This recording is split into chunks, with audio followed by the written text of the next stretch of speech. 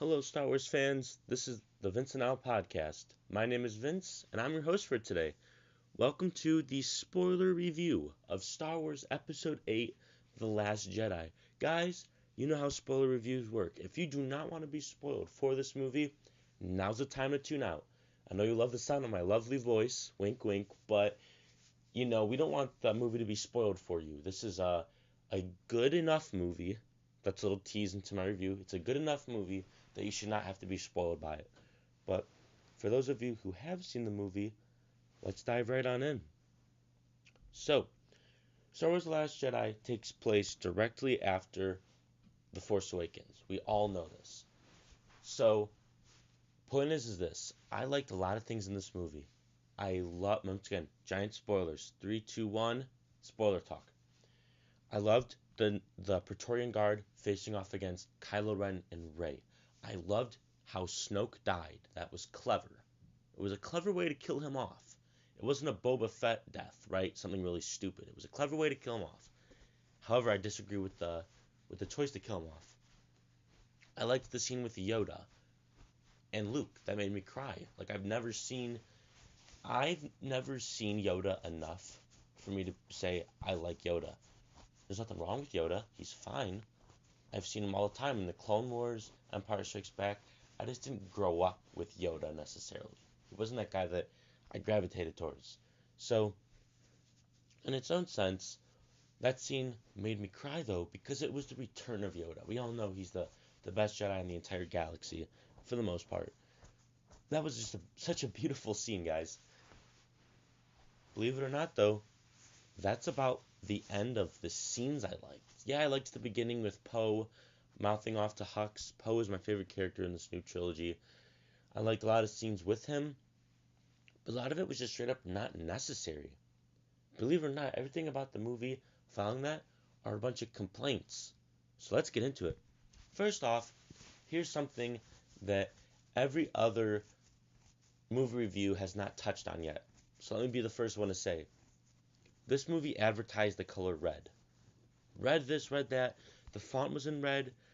Crate's dust was red. Therefore they sprinkled on every movie poster. Battlefront 2. All these different things. Surprise, surprise.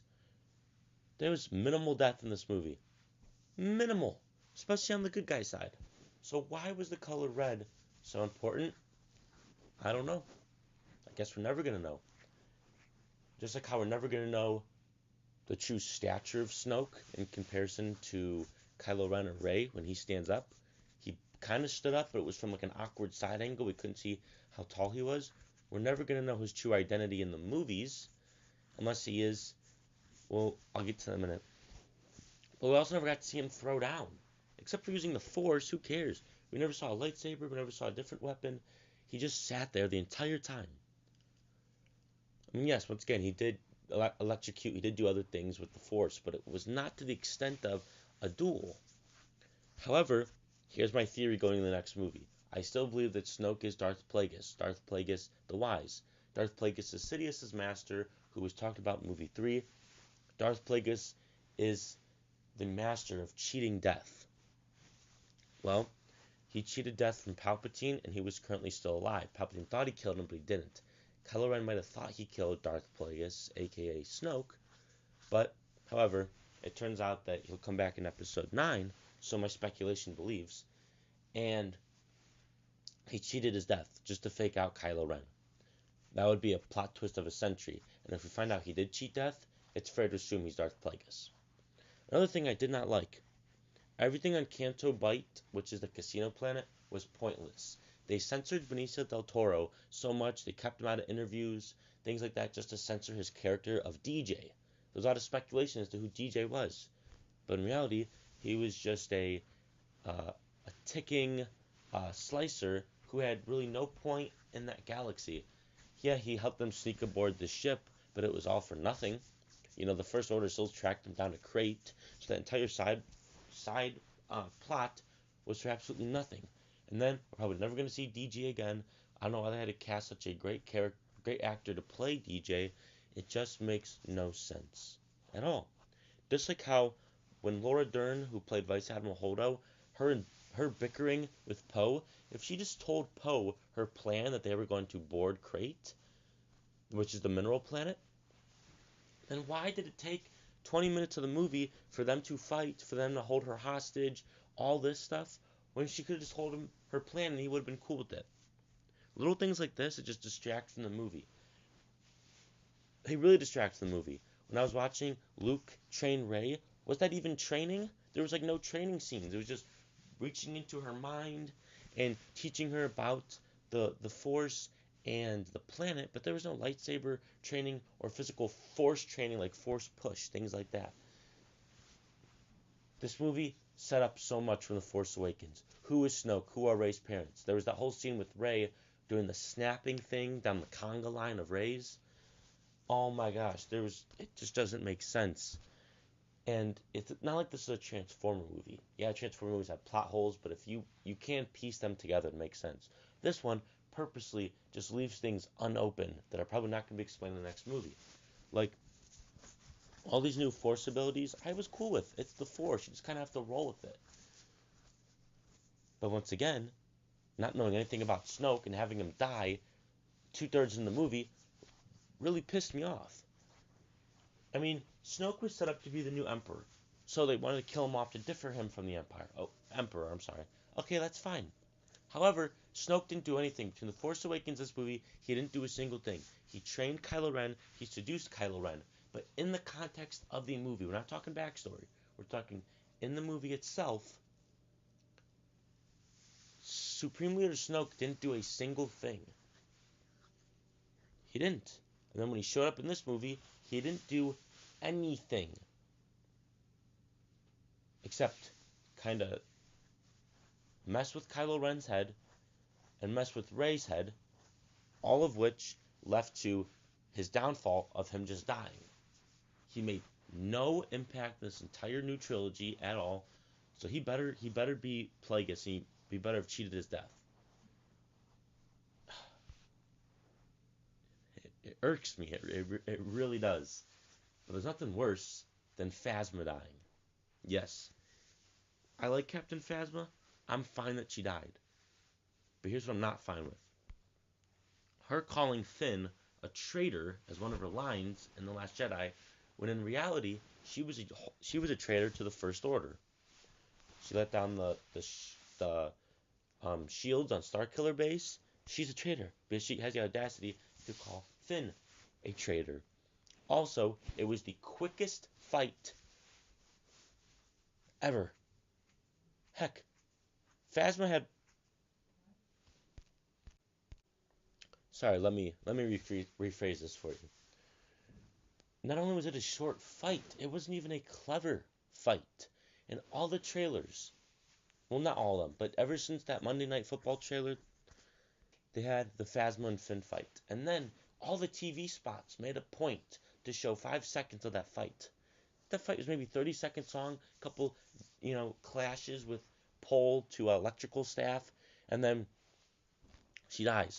Yes, it's kind of cool if they show her part of her face, but it looked like a guy from underneath. They should have just shown her whole face, if none at all. Choices like that just have no impact. If they showed her full face, that'd have some impact. It bothers me. And she was in this movie less than she was in Force Awakens. And the actor, Gwendolyn Christie, and Rian Johnson promised she was going to be in this movie. Her toys, she was one of the top 5 characters that sold toys for The Force Awakens. Well, you want to sell more toys? How about have her be in the movie more? It crushes me. It really does. Now, let's talk BB-9E. Kylo Ren's personal BB-8 unit, or BB unit. But it's like a black BB-8. Where were you? You weren't in the TIE Silencer, which, by the way, that was a really cool ship. You weren't with Kylo Ren at all. You were just a security droid. Misleading, false advertising, poor marketing. Not to mention, this, like I said, this movie emphasized Crate, the Guerrilla Walkers, and emphasized all of this. Crate was maybe in the movie for 15 minutes. Yep, believe it now, folks. 15 minutes. This entire movie took place in space. Little of it was on Luke's island, and quite honestly, Luke's island's boring as heck. It is. It's a boring island. Canto Bight was fun, but you only really had two characters there, that being Finn and Rose, which, to be honest, Finn and Rose aren't the two main characters. They're not that important. If it was Luke, then yeah, everybody would love those scenes. But there's scenes with complete side characters at this point. Finn was major in the last movie, but in this movie, he really is just a side character. Things like this distract the movie and keep this movie from having full potential. For instance, this is something so little they could have fixed. If Finn and Rose stole Supreme Leader Snoke's First Order shuttle that was white and like a light blue tint, why didn't they show it more? Little things like that. They show it crashing, but that's the most minute thing. We're talking about one more thing, and then I'm going to wrap up this review. Leia. When Leia's just floating out in space, and she uses the Force to pull herself back in. Makes perfect sense. That's nothing that we haven't seen in the Clone Wars. Star Wars Rebels, she is the daughter of Vader.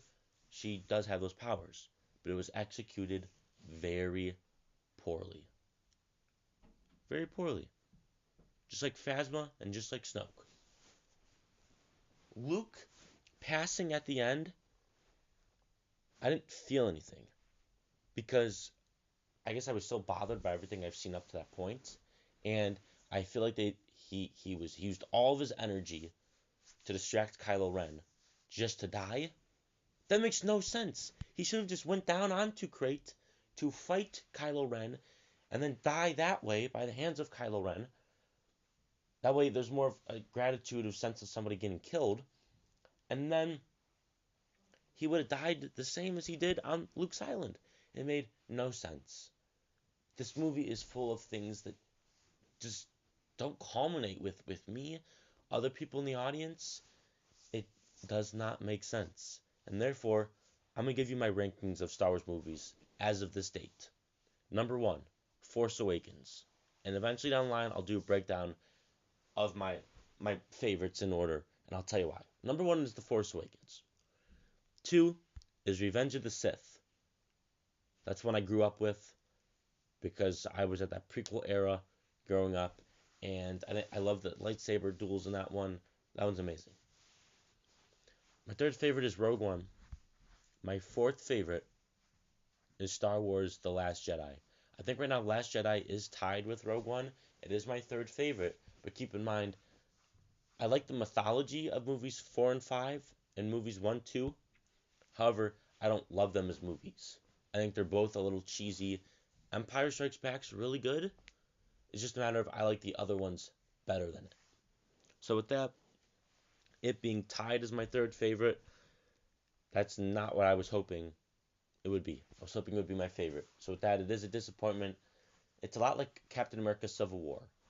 It has a ton of stakes, but no payoff. Snoke dies, but tell me what else happens. Does Phasma really matter in the end? No. And what really matters in the end is the fans coming together and saying, this is not what we wanted. JJ, you got to fix this. The fans are split. Half of them like it, half of it don't. But I'm among the fans that do not like this movie. I will watch it again. I'm probably going to see it 5 more times, hoping I see something new every time I watch it, hoping I like it better each time. And I probably will, but I'm disappointed in the meantime. Sorry if this review was kind of a downer. I want to give it my unintended love, but I kind of can't. So with that, this has been Vince's episode 2 of Fade from Silence, my Star Wars Last Jedi review, much anticipated for me, and I feel bad that it's not the movie I thought it was going to be. But with that, take care, guys, and may the Force be with you always.